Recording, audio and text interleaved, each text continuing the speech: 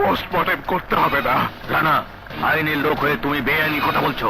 হ্যাঁ বলছি স্যার। আইনের লোকের প্রতি যে বেআইনি অত্যাচার আইন করছে তা থেকে আমার বোনকে আমি বাঁচাতে চেয়েছি। কি করবেন পোস্টমর্টেম করে? বলবেন মা আত্মহত্যা করেছে? This is a case of suicide. No, this is not suicide, this is a murder, cold blooded murder. ঠান্ডা মাথায় করা একটা পরিকল্পিত হত্যাকাণ্ড।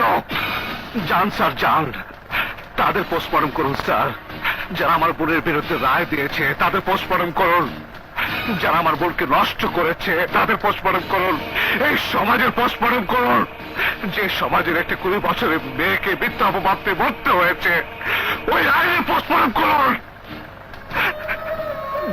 যে আইনে অপরাধ করেও অপরাধীরা বেকসুর খালাস পেয়ে যায় তাদের পোস্টমর্টম করুন স্যার। যান স্যার, যান স্যার, প্লিজ স্যার, যান যান স্যার, যান। আমার বোনের পোস্টমর্টম লাগবে না স্যার, ওকে আর আমি কষ্ট দিতে পারবো না স্যার। আর কোনো কষ্ট দয়া করে ওকে দেবেন না। যে মায়ার দেহ,